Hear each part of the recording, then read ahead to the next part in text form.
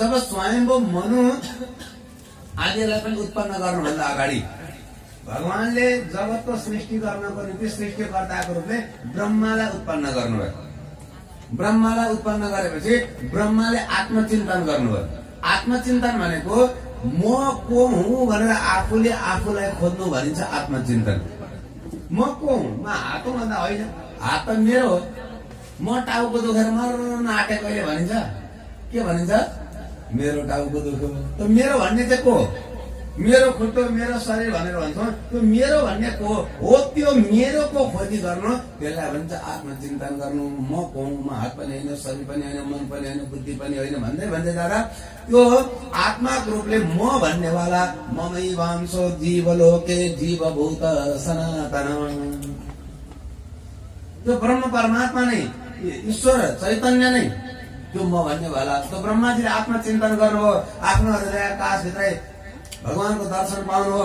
भगवानले जगतको सृष्टि गर भनेर हराउनुभयो। ब्रह्माजीले अनेक लोक लोकान्तरहरू बनाउनु भयो। आकाशमा देखिएका तारा नक्षत्रहरू पनि सबै पृथ्वी जस्तै लोकहरू हुन्। यस्ता अर्बौं खर्बौं लोकहरू छन् आकाशमा।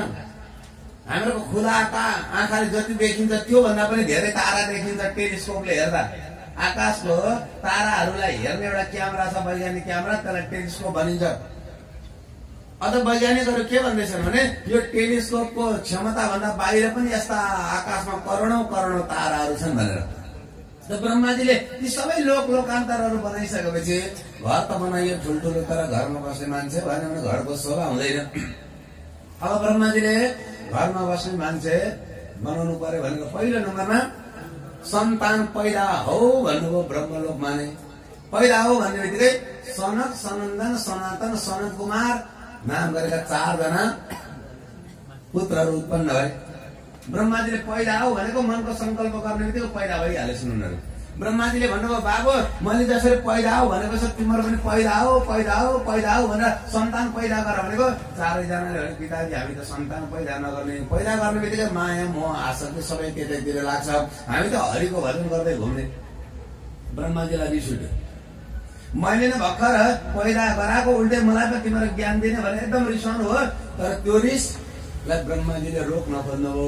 रिसलाई रोक्न खोज्दा खोज्दै पनि ब्रह्माजीको यो भ्रुकुटीबाट, दुई आँखाको बीच नाकको डाँडीबाट एउटा तेज प्रकट भएछ। निलो निलो वर्णको तेज प्रकट भएर त्यही तेज पुञ्जभित्र एउटा पुरुष प्रकट भएर रुन लाग्यो। पिताजी पिताजी मलाई किन प्रकट गर्नुभएको भन्दै ब्रह्माजीले हाँसेर भन्नु बाबु मेरो क्रोधाग्निबाट तिमी प्रकट भयो र प्रकट हुने बित्तिकै तिमी रोयो, त्यसैले तिम्रो नाम रुद्र हुनेछ, तिम्रो नाम रुद्र हुनेछ भन्नु। हामी शिव र रुद्रलाई एकै भन्छौँ, तर शिव र रुद्रमा फरक छ। रुद्र भनेको ब्रह्माजीको आँखाबाट प्रकट हुनु भएको छ, जबकि शिव भनेको सनातन ब्रह्म हुनुहुन्छ। ब्रह्माजीले भन्नुभयो बाबु रुद्र तिमीले पनि प्रजाको सृष्टि गर भनेपछि रुद्रले त कस्तो प्रजाको सृष्टि सुरु गर्नुभएको छ भने भूत प्रेत पिशाच साकिनी डाकिनी त्यस्ता डरलाग्दा सृष्टिहरू प्रारम्भ गर्नुभयो। त्यो ब्रह्माजीले रुद्रलाई भन्नुभयो बाबु तिम्रो त्यो खालको तामसिक सृष्टिलाई रोक, तामसिक सृष्टिलाई रोक।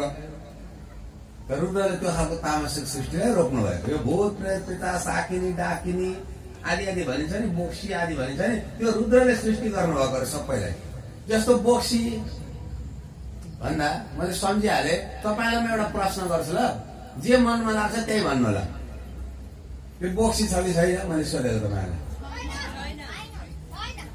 अब हेर्नुहोस् मैले यहाँ माथिबाट सोधेँ नि, हेरे पनि सोधिसकेपछि यो कतिले छैन भने सिधै भन्नुभयो, कतिले छ भने टाउको हल्लाउनु हो, कतिले चाहिँ अर्काले के भन्दो रहेछन् आफू पक्क के बोल्नु भने चुप लाएर बस्नु। अब यहाँ बडा रमाइलो त के छ भने दिउँसो थुप्रो मान्छेको अगाडि आधुनिक बनेर के को भूतमा प्रयत्न के को बोक्सी, मलाई चाहिँ भूत प्रेतको केही विश्वास लाग्दैन भन्नु जति सजिलो छ नि मनले स्वीकार्नु जति सजिलो छैन नि। फेरि भूत प्रेतको विश्वास लाग्दैन भन्नेलाई पनि राति मसान घाटमा गएर एक्लै बस्दा 12 बजे 1 घण्टा भन्नु फेरि पसिना चढ्न थालिहाल्छ। दिउँसो पो भनेको राति त डर लागिहाल्छ मलाई। भूत प्रेतको मान्यता भनेको नेपाल भारतमा मात्रै भन्ने होइन, संसारभरि नै छ। कुनै देश छैन जहाँ भूत प्रेत साकिनी डाकिनी आदिहरूको मान्यता छैन, कुनै देशै छैन। यो भ्रमण नपर्नलाई यो चाहिँ नेपालमा मात्रै भन्ने होला होइन, संसारभरि छ। भाषा फरक छ। त्यसलाई भन्ने भाषा फरक छ। हाम्रो यहाँ बोक्सी भन्छन्, इन्डियामा डाइन भन्छन्, अर्कोतिर के भन्छन्, संसारभरि नै मान्यता छ। अब गाउँघरमा यो बोक्सी भन्ने कुरामा सहर बजारमा भन्दा पनि गाउँघरमा धेरै, हाम्रो लोग्ने मान्छे भन्दा पनि हाम्रो आमा दिदी बहिनी भाउजूहरू अलिक बढी, सहर बजारमा भन्दा गाउँघरमा धेरै। हाम्रो हजुरआमाहरू त पहिला पहिला के छ भन्नुहुँदैन, राममा त्यो त कम्ती चुली बोक्सियो, अस्ति हाम्रो घरमा बिरालो भनेर आइरहेको थियो। हाम्रो घरमा बिरालै भनेर आउन सक्ने त्यत्रो मन्त्र जान्ने भएदेखि बिचरा त्यो हाम्रै घरमा बिरालो भनेर के आउनु, पेलहरू पठाउँथ्यो होला नि। के त्यसो भने बोक्सी हुँदैन भन्दा होइन, बोक्सी हुन्छ। फेरि हेर्नुहोस्, बोक्सी हुँदैन होइन, बोक्सी हुन्छ। बोक्सी के हो बुझौँ। जस्तो हावालाई 49 भागमा बाँटेको छ। भागवतमा पनि 6औं स्कन्धमा हावालाई बाँटेको कथा आउँछ।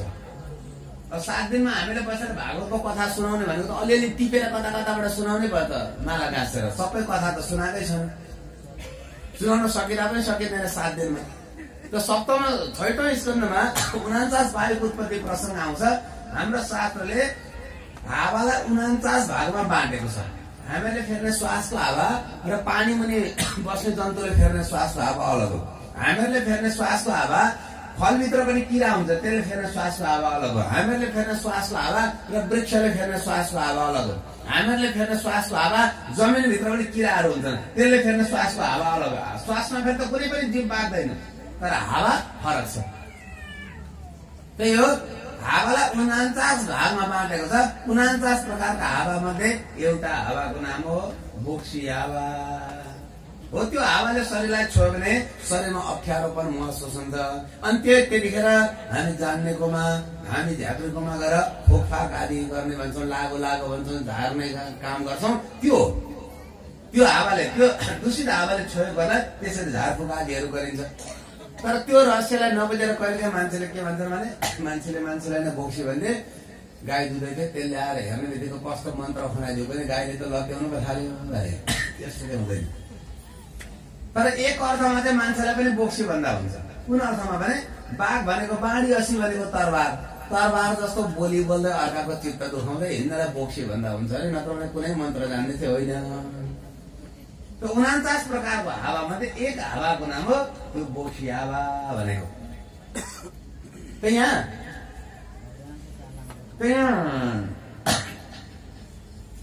ब्रह्माजीले रोक्नु भनेको थियो, रुद्रले त्यो खालका सृष्टिहरूलाई रोक्नु भयो। अब ब्रह्माजीले फेरि 10 पुत्र पैदा गर्नुभयो। ती 10 पुत्रबाट पनि व्यक्ति सन्तानको वृद्धि होस् भने चाहनु भएको थियो, भएन। स्वयम्भू मनु र शतरूपालाई उत्पन्न गराउनु भयो। आफ्नै शरीरको दाहिने भागबाट स्वयम्भू मनुलाई उत्पन्न गराउनु भयो, देब्रे भागबाट शतरूपा स्त्रीलाई उत्पन्न गराउनु भयो। यो सबै पृथ्वीभन्दा बाहिरको कुरा, ब्रह्मलोकको कुरा हो। अहिले पृथ्वी छैन, ब्रह्मलोकमा। ब्रह्मलोक भनेको पृथ्वी जस्तै अन्तरिक्ष आकाशमा भएको अर्को लोक। जसरी चन्द्रलोक छ, सूर्यलोक छ, ताराहरू छन्, त्यस्तै लोक ब्रह्मलोक। त्यो भन्दा पनि माथिको लोक ब्रह्मलोक, उत्कृष्ट लोक ब्रह्मलोक, उत्तम लोक ब्रह्मलोक। स्वयम्भू मनु र शतरूपालाई मनको संकल्पद्वारा ब्रह्माजीले उत्पन्न गरेर भन्नुभयो। ल आजसम्म मनको संकल्पद्वारा प्रजा सृष्टि हुँदै थियो। अब तिमीले श्रीमान र श्रीमतीको रूपले रहेर मैथुनी सृष्टि प्रारम्भ गर्नु, सम्भोग सृष्टि प्रारम्भ गर्नु भनेपछि स्वयम्भू मनुले भन्नुभयो, पिताजी अवश्यमै पनि हामी मैथुनी सृष्टि प्रारम्भ गर्छौँ। तर हाम्रो सृष्टि भनेको मानवको हुनेछ, मानवलाई बस्न योग्य जलवायु भनेको पृथ्वी हो। पृथ्वी अहिले अन्तरिक्ष आकाशमा हराएकी छन्। हजुरले पृथ्वी खोजेर ल्याइदिनुहोस् अनि पृथ्वीमा हामी मानवको सृष्टि गर्छौँ। यसरी स्वयम्भू मनु र शतरूपाले भनेपछि ब्रह्माजीले विचार गर्नु, साँच्चै अहिले पृथ्वी त आकाश सागरमा हराएकी छन्। अब पृथ्वीको खोजी गरेर ल्याउनको निम्ति भगवान नारायणसँग प्रार्थना गर्नु पर्यो भनेर ब्रह्माजी ब्रह्मलोकमा नै बसेर भगवान नारायणको प्रार्थना गर्न लाग्नुभयो। अब पृथ्वी चाहिँ कसरी हराइन् भन्दा,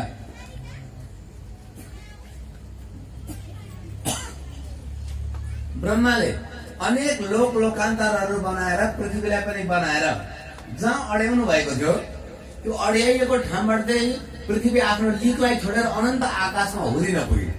जस्तो कहिलेकाहीँ राति हामीले आकाशतिर हेर्दाखेरि तारा खसेको देख्छौँ नि, तारा खस्यो भन्छ नि। तारा खसेको भनेको के भने अन्तरिक्ष आकाशमा भएका ती पृथ्वी जस्तै ग्रहहरू चाहिँ आफ्नो ठाउँलाई छोडेर चाहिँ अनन्त आकाश सागरमा कतै हुरिएको। कहिलेकाहीँ वैज्ञानिकहरूले त्यो सम्भावना पनि बनाइरहन्छ नि कुनै ग्रह आएर पृथ्वीमा ठोकिन सक्छ भनेर। अहिले त मंगल ग्रहमा पहिला मानव बस्ती थियो, पछि कुनै ग्रह आएर ठोकेर मंगल ग्रह तहस नहस भयो भनेर अहिले भन्दैछ। र यो खालको सम्भावना बनिरहन्छ। अहिले पनि आकाशमा तारा खसेको देखे जस्तै पृथ्वी पनि आफ्नो ठाउँलाई छोडेर अनन्त आकाश सागरमा हराउन पुगेको छ। आकाशलाई पनि सागर भनिन्छ। सागर भनेको जसको किनारा एकातिरबाट अर्कोतिर देख्न सकिँदैन त्यसलाई पनि सागर भनिन्छ। कहिलेकाहीँ भनिन्छ नि ए मानव त सागरै उक्लिरहेको थियो, मानवको सागरै भनेको अब सुरुबाट अन्त्य देखिँदैन भने त्यसलाई सागर भनिन्छ। त आकाश पनि सागर, आकाशको सुरुवात र अन्त्य त देखिँदैन। आकाश सागरमा पृथ्वी हराएकी छिन्। त पृथ्वीको खोजी गर्नको निम्ति भनेर ब्रह्माजीले आँखा बन्द गरे भगवान नारायणको स्तुति प्रारम्भ गर्नुभयो। भगवान नारायणले ब्रह्माजीको त्यो स्तुतिबाट प्रसन्न भएर पृथ्वीको उद्धार गर्नको निम्ति नयाँ रूप धारण गर्ने विचार गर्नुभयो। त भगवानले चाहँदा त पृथ्वी तिमी जहाँ छौ आएर आफ्नो ठाउँमा बस भन्दा पनि बसिहाल्थिन् पृथ्वी। तर भगवानले त्यसो गर्न चाहनु भएन। आफ्ना भक्तलाई आनन्द दिनको निम्ति नाना लीला गर्नु छ भगवानले। तसर्थ पछिका भक्तले आनन्द पूर्वक मेरो लीला गायन गर्नेछन् भनेर भगवानले एउटा लीला गर्ने विचार गर्नुभयो र ब्रह्माजीको नाकको प्वालभित्र आएर भगवान नारायण प्रवेश गर्नुभयो। हामीहरूको नाकभित्र केही कुरा पस्यो भने हामीलाई आक्षम आउँछ। त ब्रह्माजीलाई पनि आक्षम आयो। ब्रह्माजीले जोडसँग आक्षम गर्नुभएको थियो। ब्रह्माजीको नाकको प्वालबाटै भगवान नारायणले ब्रह्मलोकमा एउटा बँदेलको रूप धारण गरेर त्यहाँनिर प्रकट हुनुभयो। पहिला त सबैलाई आश्चर्य लाग्यो, होइन ब्रह्माजीको नाकबाट कहाँबाट बँदेल प्रकट भयो भनेर। तर एकैछिनमा बँदेल रूपी नारायणले आफ्नो रूपलाई बढाएर पर्वताकार बनाएर घर घर शब्दको साथमा शरीरलाई हल्लाउन लाग्नुभयो। ब्रह्मादि देवताहरूले थाहा पाए, कपलोक निवासी देवताहरूले पनि थाहा पाए कि साक्षात भगवानले नै पृथ्वीको उद्धार गर्नको निम्ति यो बँदेलको रूप धारण गर्नुभएको भनेर बँदेललाई बाराह भनिन्छ। त बाराह रूपी नारायणमाथि पुष्पको वृष्टि गर्दै जय जयकार गर्न लागे। बोले बाराह भगवानको जय जयकार गर्न लागे। त भगवान ब्रह्मलोकमा त्यसरी प्रकट हुनुभयो। कहिलेकाहीँ बारा क्षेत्रमा हामीलाई भक्तले भेट्नुहुन्छ भन्छ गुरुजी बारा भगवानको अवतार बारा क्षेत्रमा भएको होइन।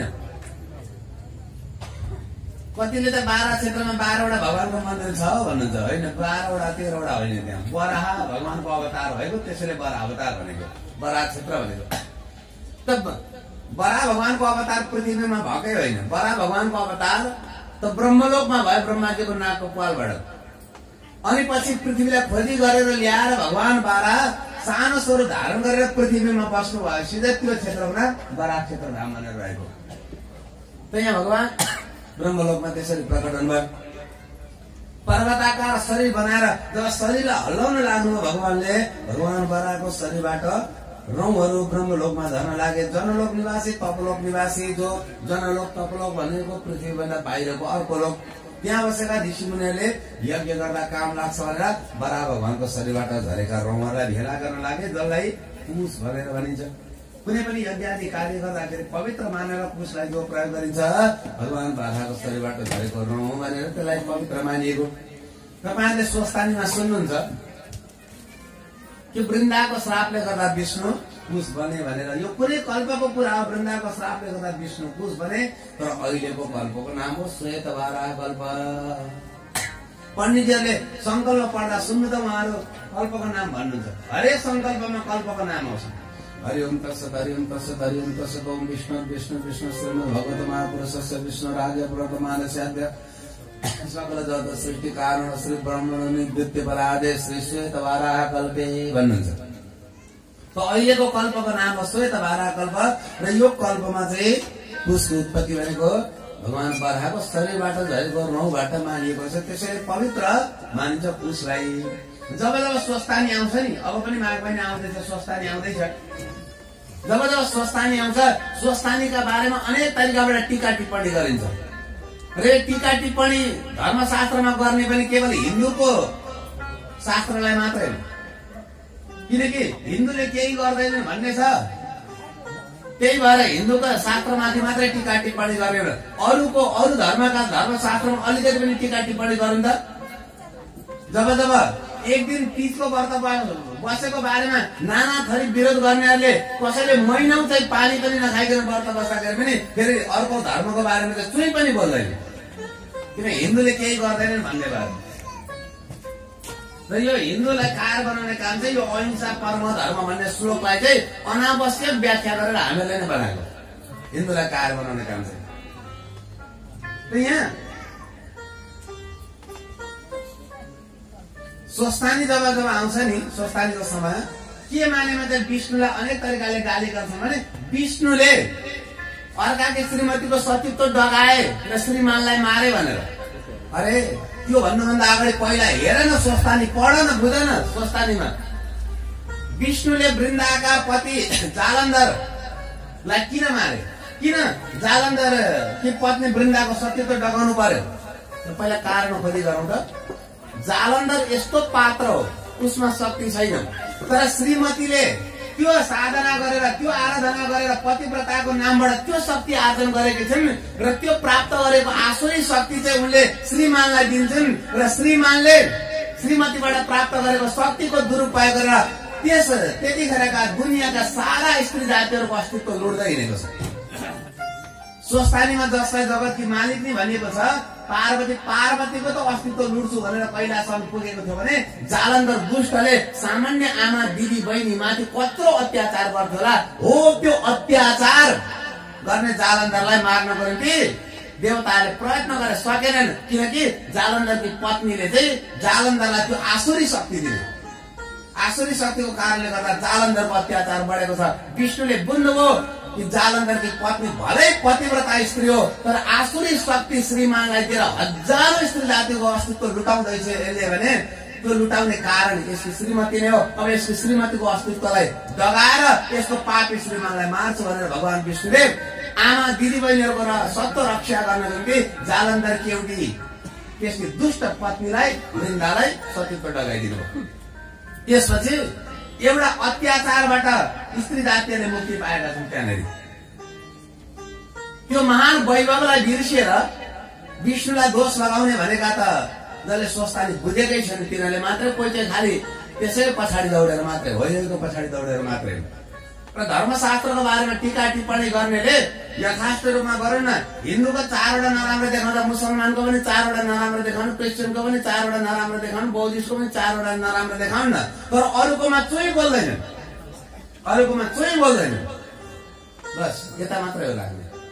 तर अब यसको विरुद्धमा तपाईँ हामी पनि अब बिस्तारै उठ्नुपर्छ। सधैँभरि सुनेर बस्नु होइन, धर्म रक्षाको निम्ति, न्याय र सत्य रक्षाको निम्ति पर्यो भने मर्न र मार्न दुइटै काम गर्न सक्नुपर्छ। कायर भएर नबस्नु नि हिन्दू समाजमा, पहिलेसम्म कायर भएर बस्नु पर्छ भने निष्ठुर वर्ष युद्धको निम्ति पनि हाम्रो धर्मशास्त्रमा त्यही छ निर्देश। यहाँ जालन्धरलाई मारेपछि अनि वृन्दाले चाहिँ श्राप दिएर चाहिँ विष्णु एक कल्पमा चाहिँ कुश बने भनेर आउँछ प्रश्न। त्यो कुनै कल्पको कुरा हो, तर अहिलेको कल्प श्वेत बारा कल्प, श्वेत बारा कल्पमा भनेको चाहिँ भगवान विष्णुको बराको शरीरबाट उत्पन्न भएको रौँ नै कुश मानिन्छ। तब बारा भगवानले भन्नुभयो, हे देवता हो, चिन्ता लिनु पर्दैन, म पृथ्वीको खोजी गरेर ल्याउँछु भनेर भगवान आकाश सागरमा फाल हाल्नुभयो। आकाश सागरमा फाल हालेर पृथ्वीलाई खोज्दै खोज्दै खोज्दै जानुभयो, पृथ्वीलाई भेट्टाउनु भयो, आफ्नो थुतुरो माथि अड्याउनु भयो, पृथ्वीलाई दारा माथि अड्याउनु भयो। बराको स्वरूपमा दारा हुन्छ, झट्टै हेर्दाखेरि सुँगुर र बँदेल कतिले नबुझेर उस्तै भन्छन्, तर फरक हुन्छ। सुँगुर जति नै पाले पनि त्यसमा दारा निस्किँदैन, जबकि बँदेलमा दारा निस्किन्छ। प्रजाति एउटै भए पनि फरक हुन्छ। आखिर मान्छे पनि त मान्छेको प्रजाति एउटै हो, तर मान्छेमा फरक छ नि। बाघ र बिरालो पनि एउटै प्रजातिको, तर बाघ र बिरालोमा फरक छ नि। त्यस्तै सुँगुर र बँदेलमा पनि फरक छ। एउटै भनेर भ्रम नपर्नु होला, बँदेल र सुँगुर फरक हो। त यहाँ बँदेलको रूपबाट भगवानले आफ्नो दारामाथि पृथ्वीलाई उठाएर ल्याउँदै हुनुहुन्छ। ल्याउँदै ल्याउँदै हिरण्याक्ष नाम गरेको दैत्य बारा भगवानमाथि आक्रमण गर्न भन्दा आइपुग्यो। अब यहाँनिर त्यो हिरण्याक्ष दैत्य बारा भगवानमाथि आक्रमण गर्न आइपुग्यो भन्ने बित्तिकै सुखदेव स्वामीसँग राजा परीक्षितले भन्नुभयो, गुरुबाद यो हिरण्याक्ष दैत्य भनेको को थियो कि बारा भगवानमाथि आक्रमण गर्न आइपुग्यो भन्दा सुखदेव स्वामी हाँस्दै हुनुहुन्छ, राजन यो हिरण्याक्ष दैत्यको कथा सुन्नुहोस्, बडा राम्रो छ। र अति विचारणीय पनि छ। त्यहाँबाट हामीले कतिपय कुराहरू चिन्तन गर्नुपर्ने कुरा पनि छ। कश्यप ऋषि हुनुहुन्छ, कश्यप ऋषिका थुप्रै रानीहरू छन्, थुप्रै पत्नीहरू छन्। उनीहरूमा विशेष गरेर दिति र अदितिको नाम आउँछ। दितिका पुत्रहरू दैत्य भए, अदितिका पुत्रहरू भए आदित्य। अब यहाँ कश्यप ऋषिले पहिला अदितिको गर्भबाट पुत्रहरू जन्माउनु भयो र उनीहरूको नाम आदित्य राखेर उनीहरूलाई स्वर्गको राज्य दिनुभयो। तिमीहरू स्वर्गमा बसेर अरू लोकमा बस्नेवालालाई पनि राम्रो गर, जसले गर्दा सबैले तिमीहरूको पूजा गर्नेछ भनेर। त्यो देवताहरू स्वर्गमा गएर बस्न लागे। यता यस कुराले कश्यप ऋषिको अर्की पत्नी दितिको मनमा त्यस्तो क्षोभ उत्पन्न भयो, ईर्ष्या उत्पन्न भयो। उनी कश्यप ऋषि भएको ठाउँमा गएर भन्न लागे, श्रीमानजी मेरा सौताको घरबाट सन्तान जन्मेर उनीहरूलाई तपाईँले स्वर्गको राज्य पनि दिइसक्नुभयो, जबकि मेरा त सन्तानसम्म अहिलेसम्म जन्मिने लक्षण पनि देखा परेको छैन। हजुरले मलाई पनि आमा बन्ने अवसर प्रदान गर्नुहोस्, म पनि हजुरकै पत्नी हुँ। यसरी उनले जब भन्न लागेन, कश्यप ऋषिले त्यतिखेर भन्नुभयो, देवी पत्नीको गर्भबाट सन्तान जन्माउनु पतिको लागि धर्मको विषय हो। गृहस्थ आश्रमको महत्व भनेको सबैभन्दा ठुलो कुरा यही हो कि काम, क्रोध, लोभ, मोह, अस्मिता रूपी जुन शत्रुहरू हुन्छन् तीमध्ये सबैभन्दा बलियो शत्रु भनेको काम रूपी शत्रु हो। गृहस्थहरूले पत्नीले पतिको माध्यमबाट, पतिले पत्नीको माध्यमबाट काम रूपी शत्रुलाई सजिलै परास्त गर्दछन्। र तिम्रो गर्भबाट सन्तान जन्माउनु मेरो लागि धर्मको विषय हो। तर देवी अहिले सन्ध्याको समय चल्दैछ, सन्ध्याको समयमा 4वटा काम नगर्नु भनेको छ शास्त्रले सम्झाउनु। र सन्ध्याको समयमा 4वटा काम नगर्नु अरे के भने सन्ध्याको समयमा नखानु। सन्ध्याको समयमा खाएको कुराले मलको मात्रै काम गर्छ, बलको काम गर्दैन। खानु के को लागि? मलको लागि कि बलको लागि? बलको लागि। तर सन्ध्याको समयमा खाइन्छ भने त्यसले बलको काम गर्दैन, मलको मात्रै काम गर्छ। त्यसैले सन्ध्यामा नखानु। सन्ध्या भनेको दुईटा समय छुट्टिने समय, तानातान हुन्छ हामीले नदेखे पनि प्रकृतिमा। त्यसै सन्ध्याको समयमा नपढ्नु अरे। सन्ध्याको समयमा पढेको कुरो चाँडै बिर्सिन्छ। सन्ध्याको समयमा नसुत्नु अरे। सन्ध्याको समयमा सुत्यो भने भित्र जुन खालको रोग छ नि हो त्यही रोग बढ्छ। प्रेसर भए प्रेसरै, सुगर भए सुगरै, जे छ नि त्यही खालको प्रवृत्ति बढ्छ अरे। कफ, बाघ, पित्त, त्यो 3टा प्रकृति हुन्छ त्यही बढ्छ। त्यही भएर सन्ध्याको समयमा नसुत्नु अरे। र अर्को महत्वपूर्ण कुरा कि सन्ध्याको समयमा मैथुन नगर्नु, सम्भोग नगर्नु। सन्ध्याको समयमा सम्भोग गरियो र त्यो सम्भोगबाट यदि गर्भ रह्यो भने त्यो गर्भबाट आउने सन्तान पक्कै पनि राम्रो मतिको आउँदैन, अति दुष्ट जन्म लिएर आउँछ। हाम्रो आजकल धेरै चाहिँ जन्म समयलाई ख्याल गर्छ। आजकल त यस्तो दिन आयो, कतिपय गुरुहरूलाई, ज्योतिष गुरुहरूलाई मान्छेले सोध्नुहुन्छ टेलिफोन गरी के जन्माउनु छ, कतिखेर जन्म त राम्रो हेरिदिनु न, यसो मुहूर्त भनेर। अनि यो मुहूर्त दिएकोमा त्यो मुहूर्तमा जन्माउने भनेर भन्छ। तर हाम्रो शास्त्रले कतिखेर जन्मिन्छ त्यो भन्दा पनि धेरै प्राथमिकता चाहिँ गर्भाधान कस्तो बेलामा भएको छ त्यसलाई चाहिँ बढी प्राथमिकता दिएको छ।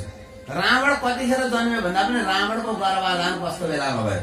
कंस कतिखेर जन्म्यो भन्दा पनि कंसको गर्भाधान कस्तो बेलामा भयो हो, त्यसलाई बढी प्राथमिकता दिएको छ।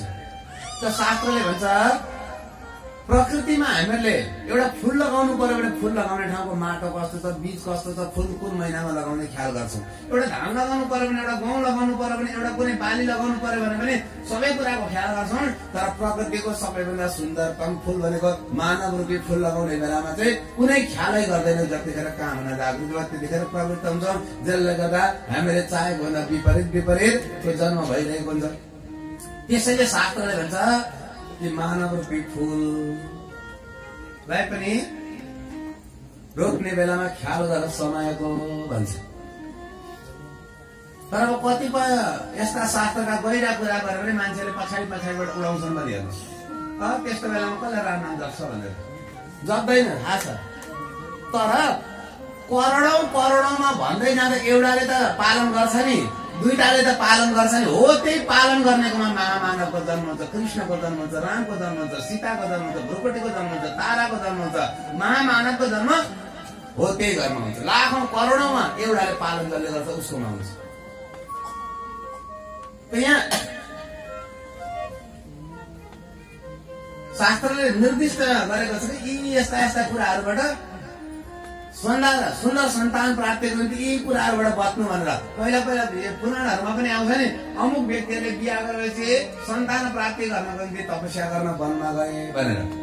रहस्य नबुझेकाले के भन्छन् भने बिहा गरेपछि सन्तान प्राप्त गरेर तपस्या गरिरहनु पर्छ र घरमै बस्दा पनि सन्तान भइहाल्छ, जङ्गलमा गएर तपस्या गरिरहनु पर्थ्यो र भन्दा होइन, सन्तान त हुन्थ्यो तर योग्य सन्तान हुँदैन थियो। त्यसैले योग्य सन्तान प्राप्तिको निम्ति साधना गर्न गए भन्ने योग्य सन्तान पाउनु ठुलो कुरा हो।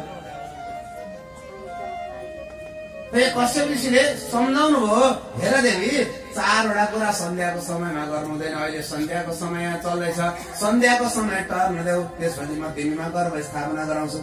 तर दिदी मानिनन्, जबरजस्ती गर्न लागेन। सायद भगवानको यस्तै इच्छा होला भनेर समागम गर्नुभयो कश्यप ऋषिले। हामीले अलिकति अझ गहिरो विचार गरौँ। यहाँनिर महाभारत हेरेका छौँ, केही नभए टिभीमा भए पनि, पढेका पनि छौँ कतिले, सुनेका पनि छौँ कतिले। अझ हेर्नुहोस् महाभारत, पढ्नुहोस्, नेपालीमा पनि लेखेको महाभारत, श्लोकमा पनि लेखेको छ, अर्थतरिका पनि लेखेको छ, हेर्नु होला। महाभारतमा धृतराष्ट्रको जन्म अनि पाण्डु रोगले ग्रस्त पाण्डुको जन्म र विदुर जस्तो ज्ञानीको जन्म शम्भुको समयमा मनमा उत्पन्न गरेको भावनाको कारणले गर्दा भएको छ। त्यो कथा केवल कथा सुनाउनको लागि होइन, त्यसभित्र त ठुलो विज्ञान छुपेको छ कि कस्तो सन्तान जन्माउने भन्ने कुरा आमा बुबाले शम्भुको समयमा मनमा उत्पन्न गर्ने भावना अनुसार पनि हुँदो रहेछ भनेर त्यति विज्ञान त्यहाँनिर छुपेको छ। यहाँ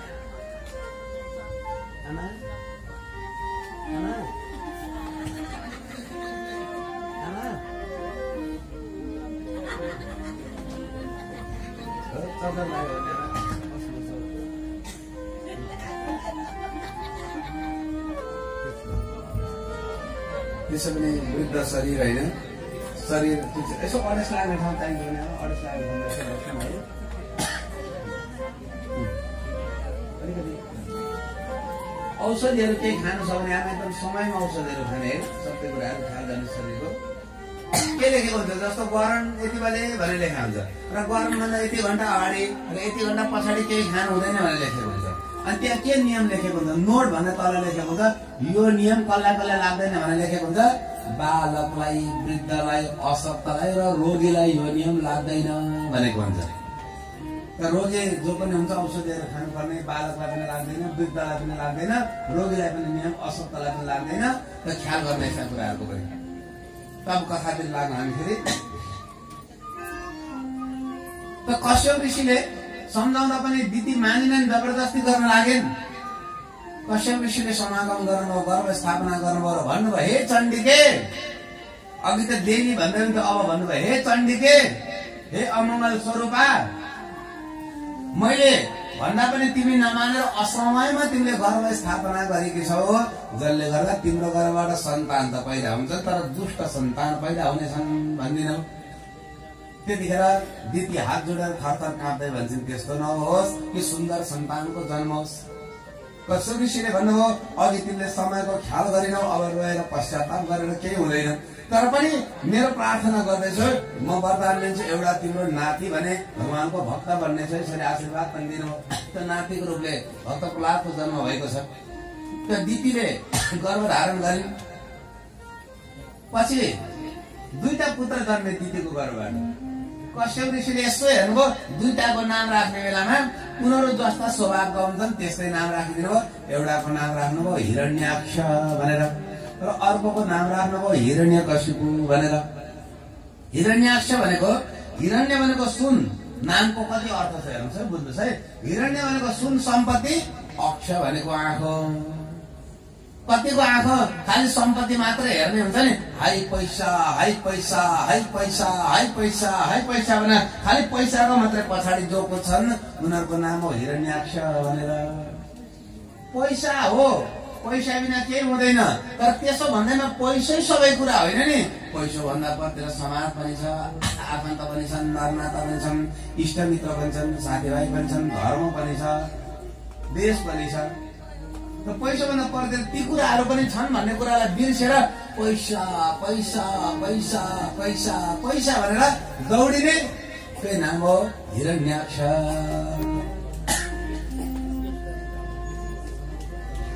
अब अर्को छोराको नाम राख्नु हिरण्यकशिपु। हिरण्यकशिपुको अर्थ हुन्छ हिरण्य भनेको सुन सम्पत्ति, कशिपुको अर्थ हुन्छ पलङ। कशिपुको अर्थ हुन्छ पलङ। जो रात दिन सम्पत्तिको सिरानी लगाएर सुतिरहन्छु भन्ने हुन्छ नि, हो त्यस्ताको नाम हो हिरण्यकशिपु। सम्पत्ति भएपछि त्यो सम्पत्तिबाट सम्पत्ति खर्च गर्नु अरे, उद्योग धन्दा कल कारखाना बन्द व्यापारमा लगाउनु अरे, त्यो सम्पत्ति थुपारेर नराख्नु अरे। थुपारेर राखेको सम्पत्तिमा त राज्यले थुपारेको सम्पत्तिलाई खोज्नु भन्छ क्या हाम्रो धर्मशास्त्रले त। किनकि त्यो सम्पत्तिको यदि समाजमा चाहिँ लगानी गर्नु भने त्यसबाट अरूको पनि जीविकोपार्जन हुन्थ्यो, अरूको पनि परिवारको पालन भरण पोषण हुन्थ्यो।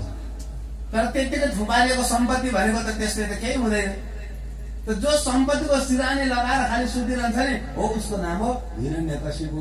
गृहस्थको लागि शास्त्रले के भन्छ भने गृहस्थले जहिले पनि केही न केही क्रियाशील भएरै बस्नु अरे, त्यत्तिकै निरर्थक नबस्नु अरे। गृहस्थहरू केही न केही गरेरै बस्नु अरे, त्यतिकै चुपचाप सुतेर नबस्नु अरे। मलाई एउटा घटना याद आउँछ। एकपल्ट म गएको थिएँ काठमाडौँ, तपस नेपालका धनीहरूमा अहिले पनि 10 भित्र पर्ने परिवारमा गएँ। अहिले पनि टपस नेपालका धनीहरूमा 10 भित्रै उहाँको नाम आउँछ। त्यहाँ जाँदाखेरि बुढी आमा, त्यो घरकी बुढी हजुरआमा यो कागजको थुङ्गा हुन्छ नि, कागजको थुङ्गा गाँच्दै हुन्छ। यतातिर यति थुप्रो पार्नु भएको छ कागजको थुङ्गा, यतातिर अरू कागज छ नि त्यो उन्ने छ, त्यो बसेर उनिरहनु भएको छ। मैले जिस्काएँ उहाँलाई, आमा तपाईँ त फलाना कि, आमा फलाना कि, श्रीमती नेपालको टपमोस्ट धनीहरूमा 10 मा तपाईँहरूको नाम आउँछ।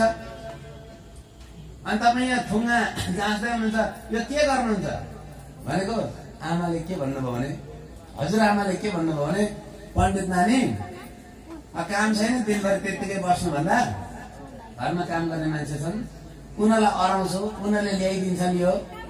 अनि मेरा छोरा बुहारीहरू पनि साह्रै असल, भन्नु मात्रै पर्छ।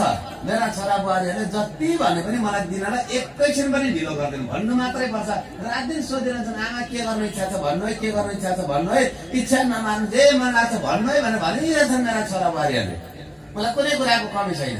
तर त्यत्तिकै बस्नु भन्दा नि गुरुजी, अब काम गर्ने घरमा मान्छे छँदैछन्, उनीहरूले नै यो सबै ल्याइदिन्छन् कागजहरू सिङ्काहरू पनि। र यो छ नि यो थुङ्गा, एउटा दुईटा दोकान छ त्यहाँ बेच्ने ठाउँ छ।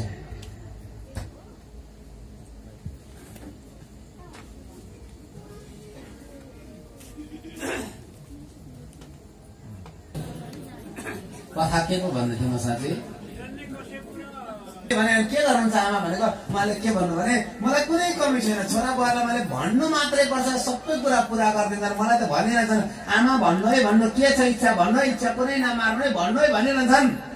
तर नि अब के नै भन्नु छ, अवस्था यस्तो छ।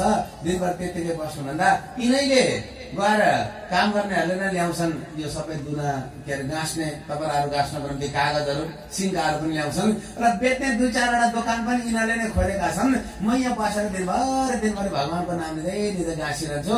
अनि हप्ता दिन जति गाँसिले निकै धेरै हुन्छ नि, त्यसपछि त्यसलाई डोरीले बाँध्छन्, यी बेच्नेहरूले लगेर त्यही दोकानमा लगेर बेच्छन्। उनीहरूले बेचेर ल्याएर त्यो पैसा मलाई दिन्छन्, त्यो पैसा म जम्मा गर्दै गर्दै गर्दै गर्दै गर्दै राख्छु।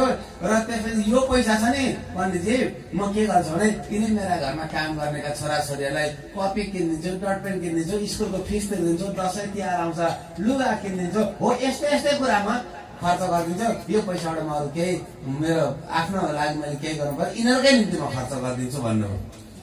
मैले नमन गरेँ आमालाई, आमा त्यो भावना कति दिव्य छ हेर्नुहोस् त। त्यत्तिकै बस्नु भन्दा खाली दिमाग शैतानको बास हुन्छ, खाली दिमाग पनि भएन, काम भयो। र त्यो कामबाट पनि आमाले घरमै काम गर्ने भए पनि छोराछोरीहरूलाई बालगोपालकै रूपमा देखेर सेवा गर्दै हुन्छ। त्यो त ठुलो काम हो नि। त्यो गृहस्थले त्यत्तिकै अकर्मण्य भएर नबस्नु अरे, केही न केही गरेर बस्नु अरे भन्छ शास्त्रले। आमा उमेरले ढल्केर त्यहाँ पुग्दाखेरि केही न केही त गरेरै बस्नु भएको छ। हिरण्याक्ष हिरण्यकशिपु भनेको सम्पत्ति राजन सम्पत्तिमा मात्र आँखा लगाउनेको नाम हो हिरण्याक्ष भने सम्पत्तिको सिरानी लगाएर सुत्नेको नाम हो हिरण्यकशिपु। हामी त्यस्तो भन्नु हुँदैन।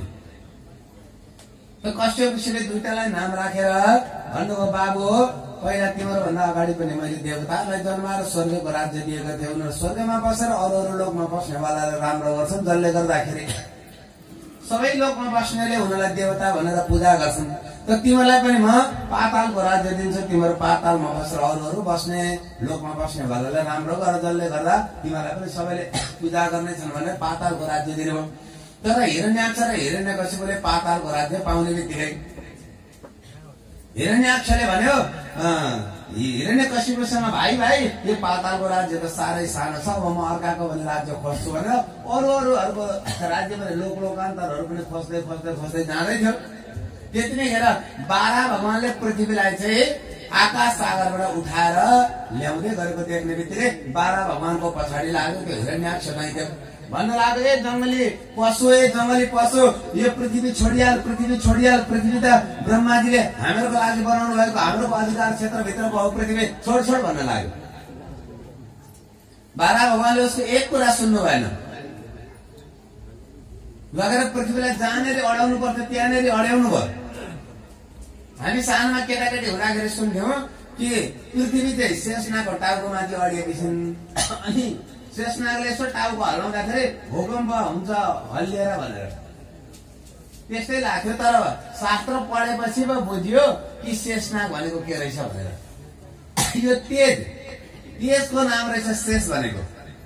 गुरुत्वाकर्षणको बलमा पृथ्वी आदि सबै लोकहरू चाहिँ तानिएर घुमिरहेका छन् अन्तरिक्ष आकाशमा, त्यही तेजलाई चाहिँ शेषनाग भन्यो। त भगवानले पृथ्वीलाई जहाँ अड्याउनु थियो त्यहाँ अड्याउनु हो। तत्पश्चात त्यो जंगली पशु भनेर खेद्दै आएको हिरण्याक्षतिर फर्केर भन्नुभयो अरे हिरण्याक्ष तैँले अघिदेखि मलाई जंगली पशु भन्दैछ। हो म जंगली पशु हुँ, तर पाउँ जस्तो गाउँको सिंहलाई मार्नेवाला म जंगली पशु हुँ। यसरी भगवानले भन्नुभयो। गाउँको सिंह भनेर कुकुरलाई भनिन्छ। गाउँमा त हात्ती आयो भने पनि भोग्छ अरे, तर अर्काको गाउँमा गयो भने ताल पर्यो भने कहिले काहीँ बिरालो देख्छ भने आफै पुच्छर लुकाएर भाग्छ। त्यसैले आफ्नो तोल भरेको लागि सिंह भनिन्छ कुकुरलाई। कुकुर साह्रै भोग्छन् अनि कुकुर स्वभावका मान्छे पनि साह्रै भोग्छन्। यसरी भोग्छन् आफू त केही गर्दैन, अर्काले के राम्रो काम गर्दैछ भन्ने सुन्दा पनि ऊ भोग्छन् कुकुर स्वभावका मान्छेहरू। हात्ती आयो भने सबैभन्दा धेरै को भोग्छ? गाउँमा हात्ती आयो भने कुकुर भोग्छ होइन? कुकुरहरू हात्ती आएछ, कुकुरहरू चारैतिरबाट गल्लीबाट निस्केर भोग्न लागे। एउटा कसैले गएर कुकुरको भाषा बुझ्दो रहेछ। सोध्यो कुकुरहरूलाई ए तिमीहरू किन भोगेको? हात्ती आएर रिसले भोगेको भन्दा कुकुरले भनेछन् होइन हात्ती आओस् कि जाओस् हात्तीको रिसले भोगेको होइन, तर हात्तीलाई देखेर सबैले हात जोड्दैछ नि हो त्यो रिसले भोगेको भनेछ। हात्तीलाई देखेर मान्छेहरू निस्किन्छ र जय हो गणेशजी भनेर हात जोड्छन् नि हो त्यो हात्तीलाई देखेर मान्छेले हात जोडे नि त्यसमा रिस उठेर हामी भोगेको भनेछ कुकुरले। संसारमा कतिपय मान्छेहरू अर्काप्रति ईर्ष्या गरेर भोग्नेवाला पनि हुन्छन्। त्यो उनीहरूको कामै कुकुर प्रवृत्तिका मान्छेहरू भोगिरहन्छ। 12 भगवानले के भन्नुभयो भने ग्राम सिंह त जस्तो गाउँको सिंहलाई मार्नेवाला यानि कि कुकुरलाई मार्नेवाला म जंगली पशु भन्दा भन्दै 12 भगवानमाथि आक्रमण गर्यो। 12 भगवान र हिरण्याक्षको बीचमा अब युद्ध प्रारम्भ भयो।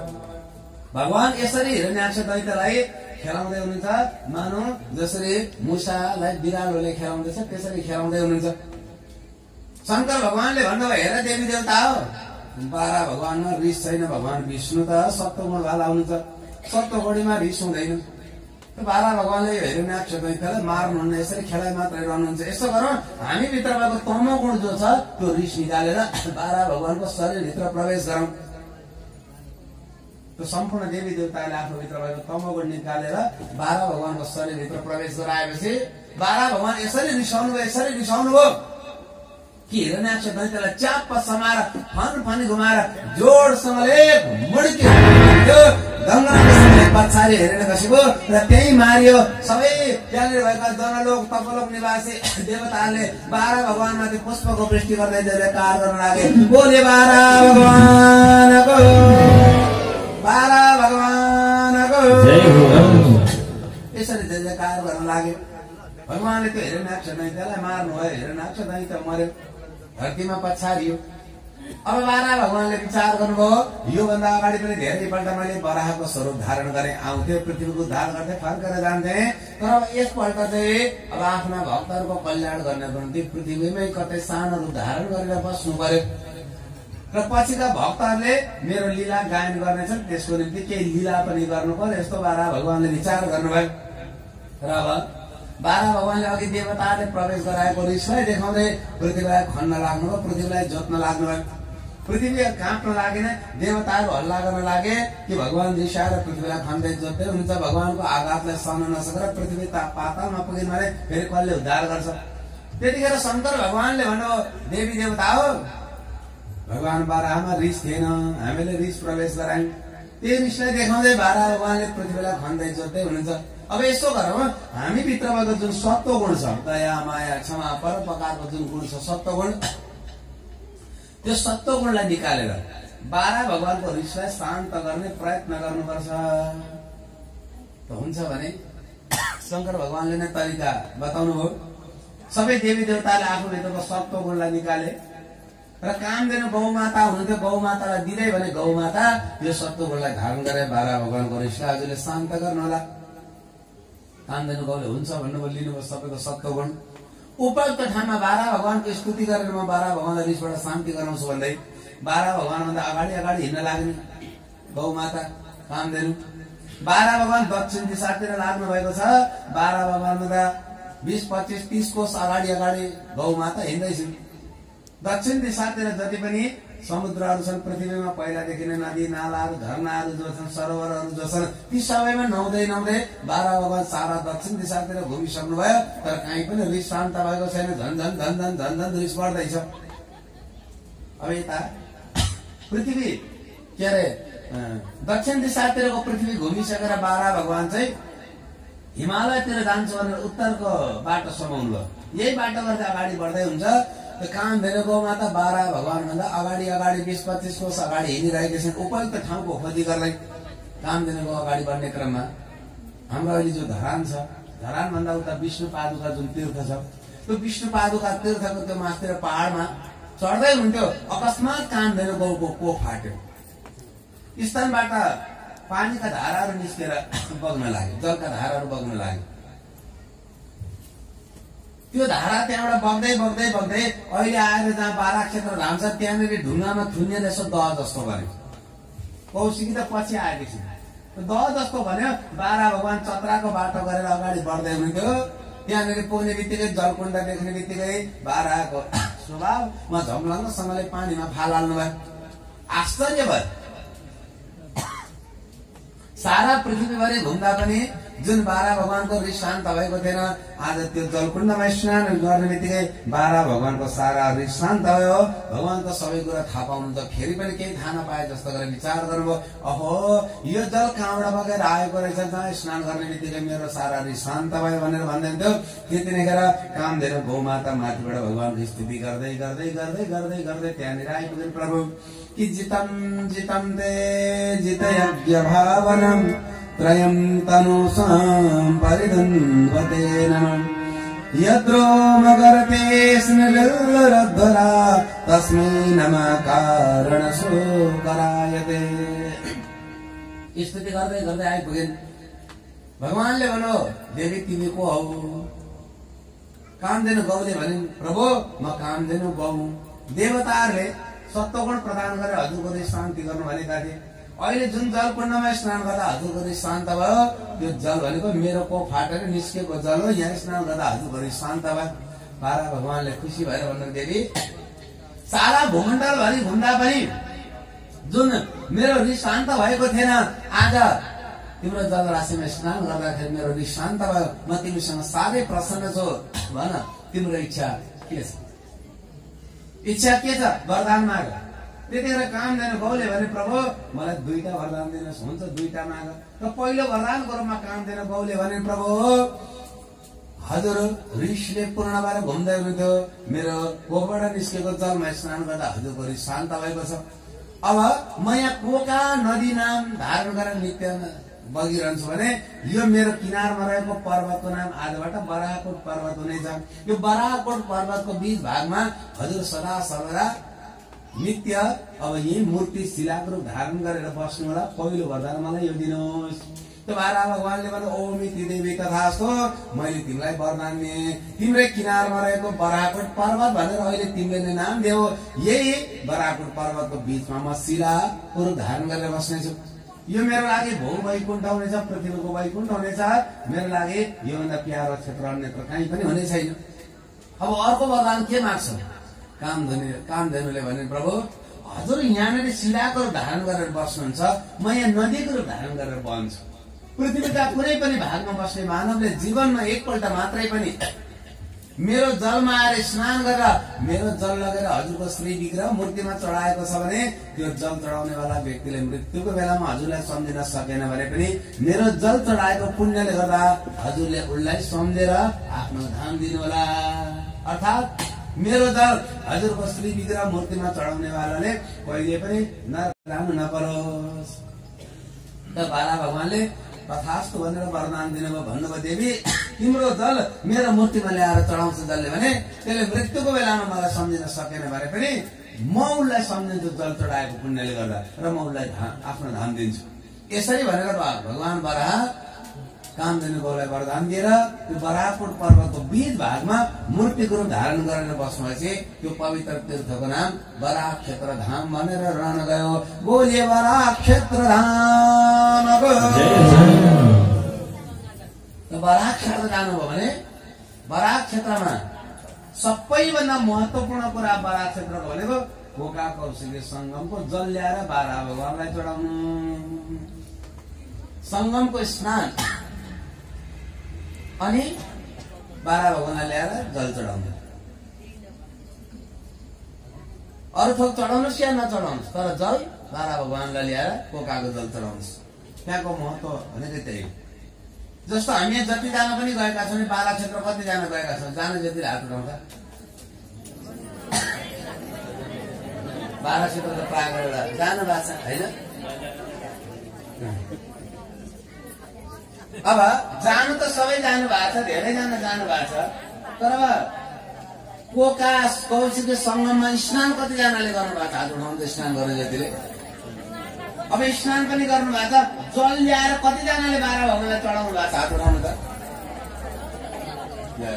घट्दै गयो। बारा क्षेत्र जानेको संख्या धेरै थियो, संगममा स्नान गरेको संख्या अलिक घट्यो, जल पनि ल्याएर चढाउनेको संख्या अलिक घट्यो। त बारा क्षेत्र जानुभयो भने सबैभन्दा त्यहाँको महत्वपूर्ण कुरा भनेकै बारा भगवानको के अरे कोका कौशिकी संगमको स्नान र जल ल्याएर बारा भगवानलाई चढाउनु। कहिले काहीँ म बारा क्षेत्रमा भेट्छु क्या मान्छेलाई, चिनेको मान्छेलाई दर्शन गर्न आएको गुरुजी भन्नुहुन्छ। अनि तल नदीमा जाने होइन नुहाउन भन्यो भने होइन गुरुजी उही पछुकीमै नुहाइ गरी आएको भनिन्छ। घरको नुहाई र तीर्थको नुहाईमा धेरै फरक छ। एक त तीर्थ जाँदा घरबाट नुहाएरै निस्किने, उही गरेर साबुन पानी लगाएर नुहाउँछ होइन, घरबाट नुहाएरै निस्किने तीर्थ जाँदा। देवो भूत देवम ज्यादै। अनि तीर्थमा नुहाउने ठाउँ छ, सरोवर छ, तीर्थ झरना छ, नदी छ भने तीर्थको स्नान हुँदा दिव्य स्नान हो। तीर्थ स्नान विशुद्ध छ। घरमै नुहाइयो भने ढुक्क नपर्ने, तीर्थमा गएर सकेसम्म तीर्थमा स्नान गर्ने ठाउँ छ भने स्नान गर्ने दिव्य स्नान हो। कहिले काहीँ भन्छ नि मान्छेले पर्वको दिन त भिडभाड हुन्छ, के जानु बारा भगवान जहिले गए पनि उही त हो नि आखिर हो। तर फरक हुन्छ, पर्वको दिन र अरू दिनमा फरक हुन्छ। कहिले काहीँ बेहुली हेर्न जाउँ न भनेर मान्छेहरू कुद्नुहुन्छ नि, आमा दिदी बहिनीहरू बेहुली हेर्न जाउँ। के हेर्नु सधैँभरि देखेकै केटी हो भन्दा होइन, आज बेहुली बनेको छ नि त, त्यही भएर हेर्ने महत्व हुन्छ नि त्यो दिनको होइन। त्यस्तै पर्व भनेको तीर्थ पनि बेहुली बन्ने दिन हो, त्यसैले पर्वको ठुलो महत्व। त तीर्थ नदीमा स्नान गर्नु, बारा क्षेत्र जाँदा त झन् स्नान गर्ने तरिकाले नै जानु। अनि संगमको स्नान भनेको संगम जहाँ मिल्छ नि त्यो भन्दा तलतिरको स्नानलाई संगम स्नान भनिन्छ। जहाँ कोका र कौशिकी मिलेकै छैन, दुईटा नदी मिलेकै छैन, छुट्टा छुट्टै नुहाइयो भने त्यो संगमको स्नान हुँदैन। मिलिसकेपछि ठ्याक्कै मिलेको ठाउँमा पनि होइन, मिलेको ठाउँमा अलिक तल स्नान गर्नु।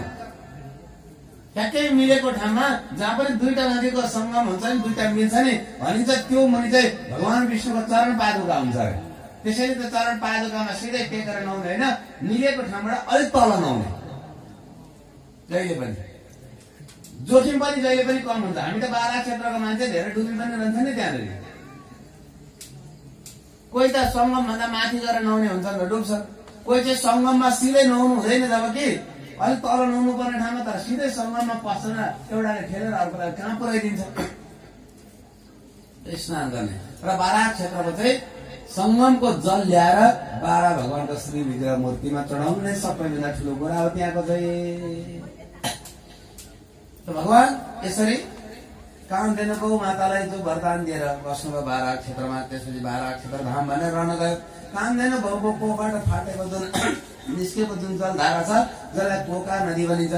बारा क्षेत्रमा मन्दिरदेखि उत्तरपट्टि विष्णु पादुकाबाट उत्पन्न भएर बग्दै बग्दै आएर कौशिकीमा मिलेकी छिन् कोका नदी। कोकाको शिरमा तीनटा धारा मिलेर कोका नदी बन्दछ। एउटा त कोक ऋषिकी छोरी कोका नदी बनेर बग्यो, अर्को त कामधेनु गौको कोखबाट निस्केकी कोका नदी, अर्को चाहिँ चन्द्रमाकी छोरी ऊर्जा जसको विवाह पितृहरूसँग भयो, जसलाई सोधा भनिन्छ। उनै सोधा नै कोका नाम धारण गरेर नदी बनेर बग्यो। त्यसैले कोकाको तीरमा श्राद्ध गर्नुलाई पितृहरूकी पत्नीलाई अगाडि राखेर पितृलाई भाग दिएको मानिन्छ। स्कन्द पुराणले के भन्छ भने गया श्राद्ध सतेनापे मुक्तिर् यस्य न विद्यते तस्य कोका जलत स्पर्शात् ध्रुव मुक्ति भविष्यति। गयादि गरेका सारा सारा तीर्थमा गएर श्राद्ध गर्दा पनि जुन पितृहरूको मुक्ति हुँदैन भने त्यस्ता पितृहरूको निम्ति बारा क्षेत्रमा गएर कोकाको पानीलाई छोएर पितृहरूको नाम मात्रै पनि उच्चारण गरिदिन्छन् भने ध्रुव मुक्ति भविष्यले निश्चित मुक्ति हुन्छ अरे पितृहरूको। जहाँनेरि कोकाको पानीलाई छोडेर पितृहरूको नाम मात्रै लिँदा पनि पितृहरू मुक्त हुन्छन् भने झन् श्राद्ध नै गर्दा कस्तो फल पाइन्छ। त श्राद्ध गर्नको लागि आदि श्राद्ध स्थल हो बारा क्षेत्र विष्णु पादुका। श्राद्धको निम्ति अनेक पवित्र भूमिहरू छन्। नेपालमा पनि बारा क्षेत्र विष्णु पादुका, हरिहर क्षेत्र, त्यस्तै ऋडी क्षेत्र, मुक्ति क्षेत्र, कागबेनी, देवघाट, बागमती, गोकर्ण अनेक पवित्र भूमिहरू छन्। इन्डियामा गया भयो, वृन्दावन भयो, बद्री केदार भयो, ऋषिकेश भयो, हरिद्वार भयो, अनेक भूमिहरू छन्। सक्ता सबैतिर गएर पितृको नाममा केही न केही दान आदि कर्म गर्नु, श्राद्धादि कर्म गर्नु। नसक्दा जहाँ सकिन्छ त्यो ठाउँमा गएर पितृप्रति श्रद्धा भाव व्यक्त गर्नु। र श्राद्ध गर्नको निम्ति अति उत्तम भूमिमा बराह क्षेत्र पनि धरतीको पहिलो श्राद्ध भूमि हो। स्वयं बराह भगवानले नै अर्यमादि नाम गरेका पितृहरूको उद्धार गर्नको निम्ति पहिलोपल्ट श्राद्ध गर्न जहाँ जुन शिलामा टेक्नु भएको थियो त्यहाँ भगवानको चरणको छापको दर्शन पाइन्छ। त्यसैले त्यसलाई विष्णु पादुका धाम भनिन्छ। बोले विष्णु पादुका धामको। जुन विष्णु पादुकाबाट कोका उत्पत्ति भएको छ, माथिबाट कोका बगेकी छिन्। त श्राद्ध गर्नलाई कोकाको शिर भनेको विष्णु पादुकादेखि लिएर कोकाको अन्तिम भाग कौशिकीमा मिलेको बारा क्षेत्रसम्म सबै उत्तम हो। कहिलेकाहीँ मान्छेले सोध्नुहुन्छ हामीलाई, गुरुजी पहिला श्राद्ध विष्णु पादुकामा गर्ने कि बारा क्षेत्रमा गर्ने? पहिला र अन्तिमको कुरै भएन। सक्दा दुवै ठाउँमा गर्ने, नसक्दा एक वर्ष विष्णु पादुकामा गर्नुहोस्, अर्कोपल्ट बारा क्षेत्रमा गर्नुहोस्। एकैचोटि पनि विष्णु पादुकामा गरेर बारा क्षेत्र या बारा क्षेत्रमा गएर विष्णु पादुका गर्न सकिन्छ। अनि मान्छेले त्यतिकै नबुझिकन कता शिर कता पुच्छर भनेर भ्रम पनि सिर्जना गरिदिन्छन्। कहिलेकाहीँ मैले सुन्ने गरेको छु विष्णु पादुका चाहिँ पहिले शिर अरे बारा क्षेत्र पुच्छर अरे, पुच्छर शिर भन्ने कुरो छैन त्यहाँ। कोकाको तिर श्राद्ध गर्नलाई अति उत्तम भूमि हो। भगवान बरा त्यसरी बरा क्षेत्रमा बस्नुभयो। आफ्नो भक्तहरूको कल्याण गर्नको निम्ति भगवान सानो स्वरूप धारण गरेर बस्नुभएको छ। लसीला चन्दन संकासां देवानामपि दुर्लभां वराह रूपमादाय तिष्ठामि पुरुषाकृते। चन्दनको जस्तो आकृति भएको श्याम शिलामा बारा भगवान, शिर बनेको शरीर मनुष्यको आकृतिको रूपमा बारा भगवान बस्नुभएको छ। र जुन मूर्तिको आराधनाको बारेमा वराह पुराणले मुक्त कण्ठले प्रशंसा गरेको छ, भागवतले पनि प्रशंसा गरेको छ। सारा वेदादि शास्त्रमा पनि वराह क्षेत्रको बारेमा सुन्दर कथाहरू आएको छ। प्रेमका देवता हुनुहुन्छ वराह भगवान। पृथ्वीलाई जसरी मैले माया गरेको छु, हे मानव तिम्रो पनि प्रकृतिलाई माया गर भनेर सन्देश दिनुहुन्छ। भगवान त्यसरी वराह क्षेत्रमा बस्नु हो। र श्रद्धेय भक्तजन इटरी वासीहरूलाई त मैले भन्नै पर्दैन मेरो घर वराह क्षेत्र भनेर।